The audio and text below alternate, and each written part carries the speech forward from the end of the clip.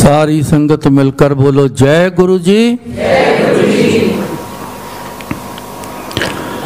कुर्बान जाई उस वेला सुहावी, जित तुमरे द्वारे आया। हर किसी को गुरु जी के पास आने का एक वक्त निश्चित रहा। न मर्जी से कोई आ सका, न पहले न बाद में, न को डिसाइड कर सका। गुरु जी ने जिस चीज का समय निश्चित किया है उसका आना गुरु जी के पास हो गया। उस वक़्त की हम कदर करें, उस वक़्त को हम याद करें, उसका थैंक्स करें उस वक़्त का, उस समय का जिस समय गुरु जी के पास हमारा आना हुआ।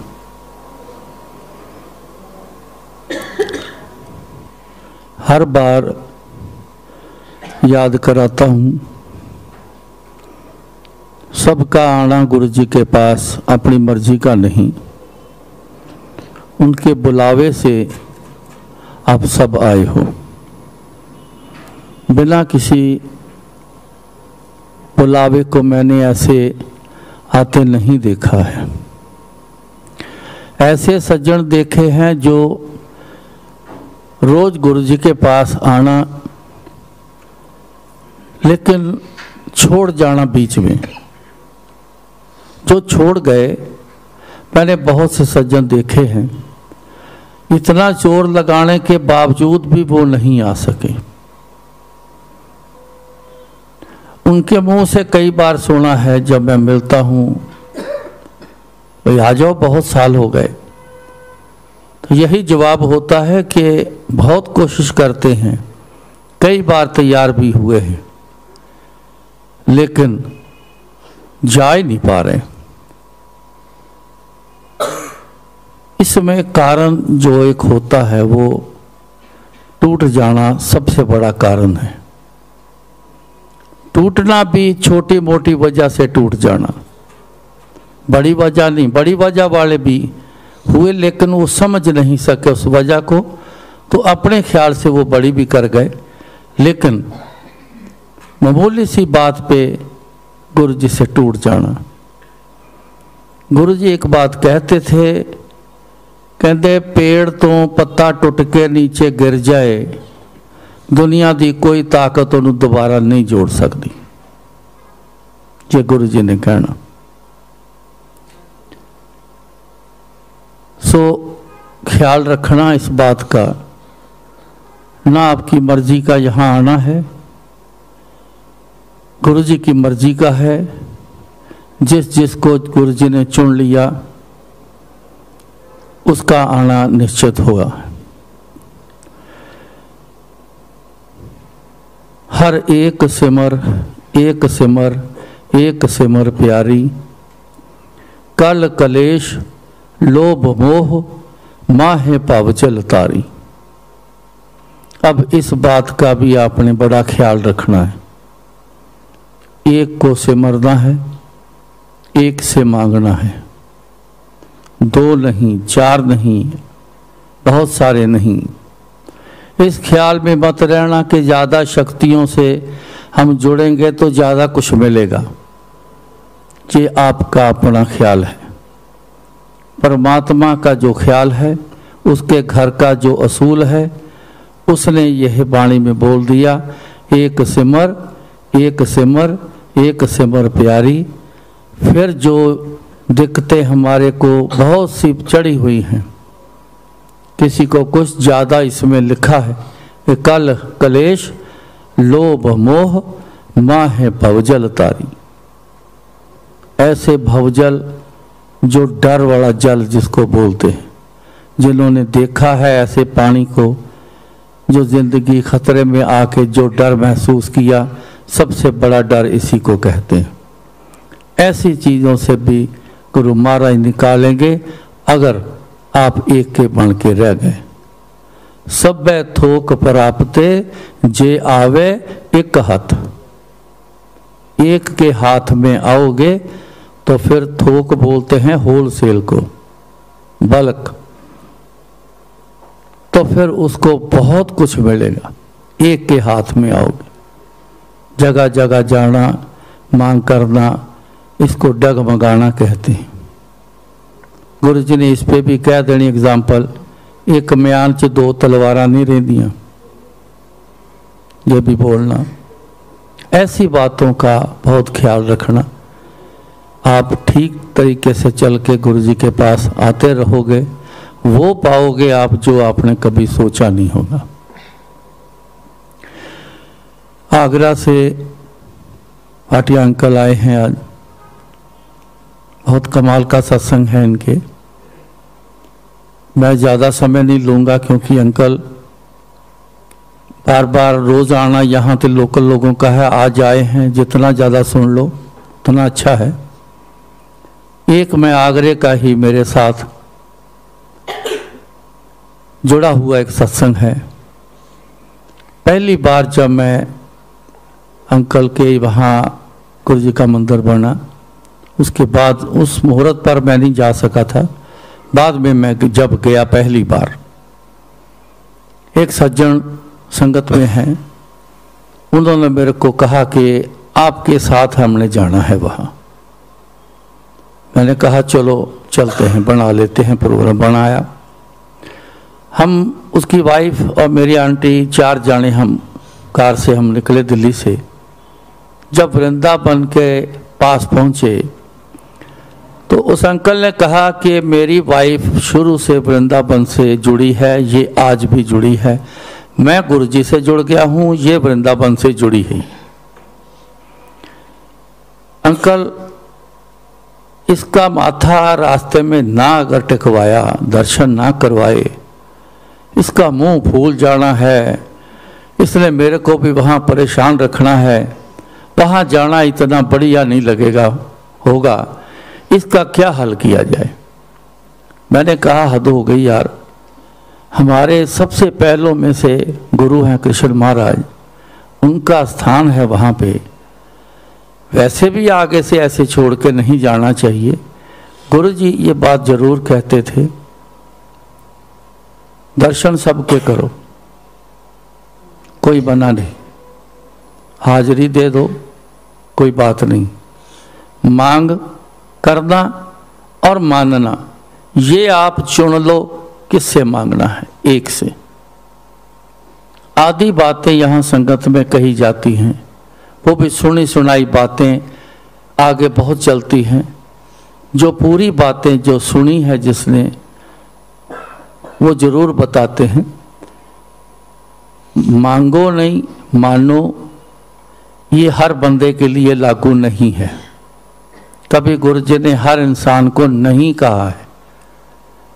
उस बंदे को कहना जिसकी मांग 4 बार पूरी हो गई, 6 बार पूरी हो गई, फिर मांग आगे रख देना, 4 साल आए को भी हो गए, तो गुरु जी ने इतना कहना सारी उम्र मंगते ही रहोगे, मनोगे कदों? मंगया ना करो, हुण मनना भी शुरू करो, मैं आपे तुहाडे काम करदा रहूँगा। पूरी बात ऐसी गुरु जी ने कर दी। मैंने कहा कि जरूर दर्शन सुना है मैंने भी, बहुत दर्शन करके चलेंगे। हम चले गए वहाँ, शूज़ उतारे, गेट के साथ एक शॉप, काफ़ी शॉप थी, पर एक शॉप वाले को उस अंकल ने बोला कि हम शूज़ जहाँ उतार रहे हैं ज़रा ध्यान रखना। तो हम अंदर चले गए। 20-25 लोग अभी अंदर होंगे वहाँ, बांके बिहारी जो मंदिर है उसके अंदर।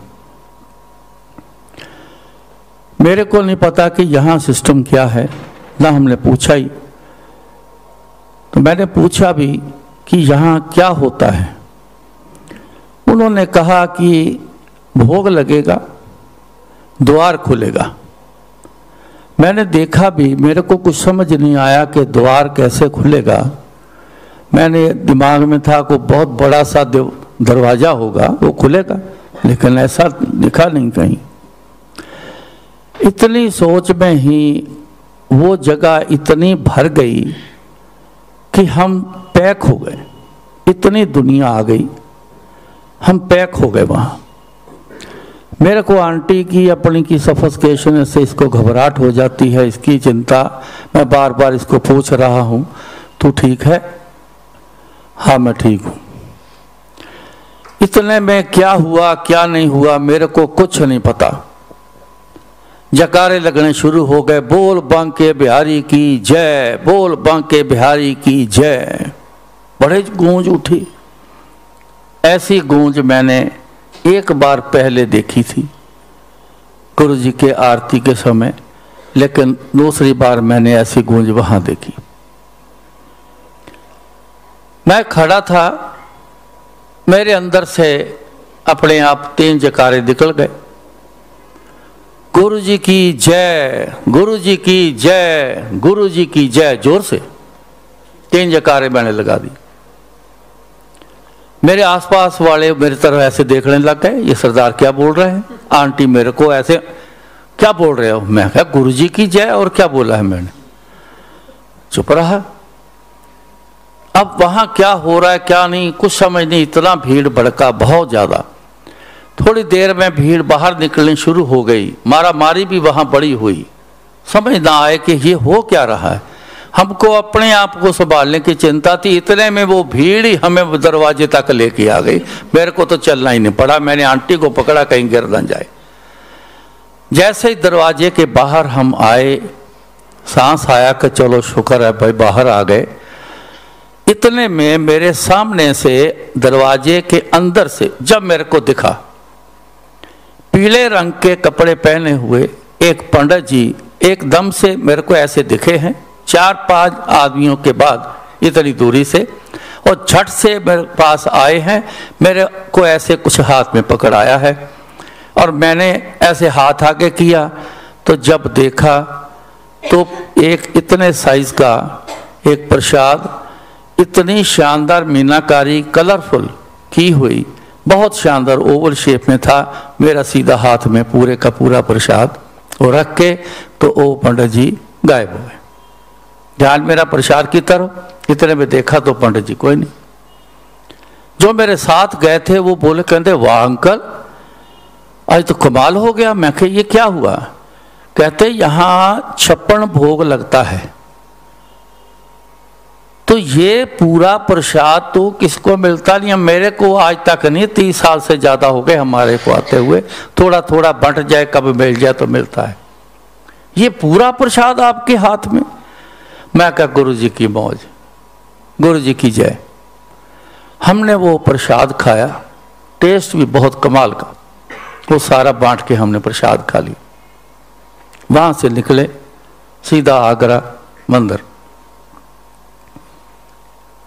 6th फ्लोर पर मंदिर बना है, लिफ्ट लगी है। जैसे ही हम लिफ्ट से ऊपर गए तो लिफ्ट से बाहर निकलो तो बिल्कुल ऐसे सामने मंदिर का मेन डोर है। जैसे हम लिफ्ट से बाहर निकले, इतनी जबरदस्त फ्रेगरेंस, जैसे पूरी बोतल किसी ने वहां गिरा दी हो। ऐसी फ्रेगरेंस सिर्फ हमने उस समय महसूस की है जब गुरुजी होते थे। उनके पास आना बैठना, इतनी फ्रेगरेंस तब होती, इतनी जबरदस्त फ्रेगरेंस। गुरुजी की अगली असली फ्रेगरेंस कुछ और है, वो हमें पता है, बता नहीं सकते। गुलाब की फ्रेगरेंस बहुत ज़्यादा प्रचलित है, लेकिन ये गुरुजी की मौज गुलाब की फ्रेगरेंस भी देते हैं गुरुजी। ऐसी फ्रेगरेंस जो पहले उनकी होती थी। वो कहने लगे, कहते इतना, कहते सेंट परफ्यूम जहां गिरा हुआ है इतना। मैंने कहा नहीं, चुप चुप हो जाओ 2 मिनट। मैंने गुरुजी को नमस्कार किया। जैसे हम शूज उतार के हम अंदर गए, दरवाजे के अंदर की तरफ कोई फ्रेगरेंस नहीं, बिल्कुल दरवाजे पर फ्रेगरेंस। मतलब गुरुजी वहां खड़े हैं, हमारी इंतजार में खड़े हैं। कारण एक सिमर एक सिमर एक सिमर प्यारी, अंदर बस गया अंदर सब कुछ ये हो गया, शेप अंदर बन गई, सिवाय गुरु जी के हमें कुछ नहीं नजर आता। मुंह से रिश्तेदार कोई आता है, कोई फोन आता है तो मुंह से जय गुरु जी निकलता है, तो कई वो हंसते हैं। इनके सिवा अपने को कोई समझ नहीं। एक को पकड़ा हुआ है तो फिर वो हर समय हमारे साथ रहेंगे, हमारे साथ होते हैं। तो वहां खड़े इंतजार किया। अगला दिन हमने अंकल से कहा कि ताजमहल भी देखना है, इन्होंने हमें बताया, हम वहां गए। जब ताजमहल के अंदर चले गए, जहां वो मुमताज की जगह बनी है, कब्र जो जिसको बोलते हैं, नीचे जाने नहीं देते, जाली लगी है पत्थर की चारों तरफ, बस वहीं से लोग गुजरते जा रहे हैं। हम भी चले गए, पूछा कि नीचे एक जगह असली कहाँ? जी वो नीचे है। जाने का क्या साधन है? जी यहाँ बंद कर दिया है, अब सिक्योरिटी की वजह से जाने नहीं देते, बस ऐसे ऊपर से आप देख के चले जाओ। मैंने वो जाली से झांक के देखा कि क्या है नीचे, कुछ क्या बना है। देखने आए हैं मेन चीज तो देखे तो सही ना, लेकिन मेरे को कुछ नजर नहीं आया, अंधेरा था, मेरे को कुछ समझ नहीं आई, उस जाली में से देखा नहीं। मेरे मुंह से फिर 3 जयकारे निकल गए। मैंने जाली पर मुंह रख के गुरु जी की जय, गुरु जी की जय, गुरु जी की जय। इतने में कुछ मुस्लिम लोग, एक तो अभी भी मेरे को याद है, बड़ा अच्छा खासा तगड़ा, वो एकदम पीछे मुड़ा, 2 कदम आगे भी आया, लेकिन वो रुक गया। और 5-7 लोग वो मेरी तरफ बड़े घूर घूर के देख रहे हैं कि ऐसी आवाज, क्या आवाज निकाली है, क्या बोला है। मेरे साथ वाले वो अंकल ने बोला, कहते अंकल कहाँ जहाँ कुछ गड़बड़ करोगे आप। आंटी बोली क्या बोल रहे हो? मैं कहा देखो भाई, मेरे को नहीं पता, जो मुंह से निकलना था वो निकल गया, अब तीर निकल चुका है। अपने नॉर्मल तरीके से मैं उठा, उठ के तो मैं आगे बढ़ गया, लेकिन किसी ने नहीं मेरे को पूछा कि आपने क्या बोला है। बाहर की जैसे तरफ गए, मेरे दिमाग में आया, मैंने कहा इनको, मैंने कहा आज मुमताज आजाद हो गई है। वो कैसे? मैं कहा गुरु जी के जयकारे 3 लगाए, गुरु जी आए नीचे, बाजू पकड़ के ले जाए, कहते चल बड़े साल हो गए तेरे लिए।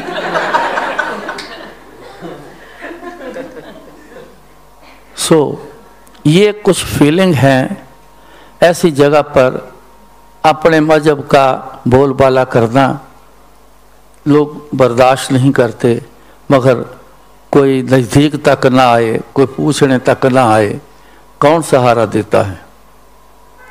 अगर जिसको आपने पकड़ा है, जिसको आपने मान लिया है, अगर उसी के साथ रहोगे तो ऐसी सारी चीज़ें जो है वो शामिल होती हैं। फिर वो गुरु परवाह करता है हर उस इंसान की जो सिर्फ एक से जुड़ा है। आज गुरु जी के पास जिन जिन का आना हो गया है, आए तो सारे जरूरत के लिए, जरूरत पूरी करने के लिए, शौक से यहाँ कोई नहीं आता।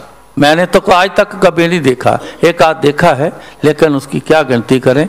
लेकिन करीबन करीबन सारे लोग यहाँ मांगने आते हैं। मांगना इतनी अच्छी चीज है, उस मांगने के सहारे कई लोग मानने बैठ गए, आज गुरु जी को मानते हैं। मांग जरूर मांगो, गुरु जी ने कभी मना नहीं किया। अगर मांग ना मांगनी होती तो गुरु जी दरबार से जाके कुर्सी पर ना बैठते। मानना है तो घर बैठ के माना जा सकता है, घर बैठो, ऐसा कुछ नहीं है। लेकिन एक चीज का ख्याल रखना, मांगते ही नहीं रहना।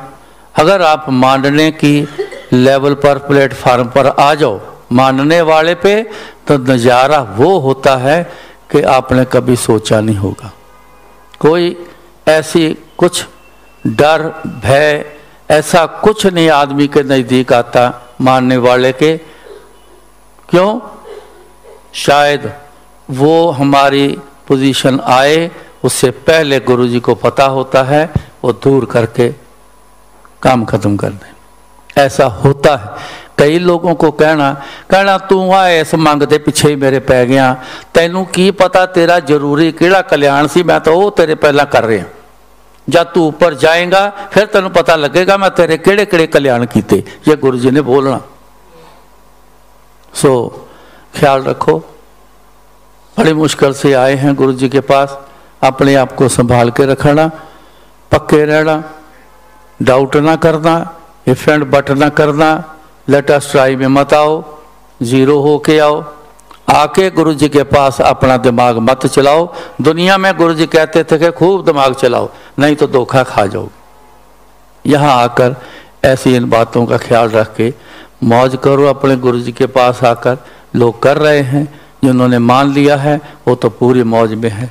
सो अब मैं भाटिया अंकल को गुजारिश करूँगा कि अपने एक्सपीरियंस संगत को सुनाए। जय गुरु जी।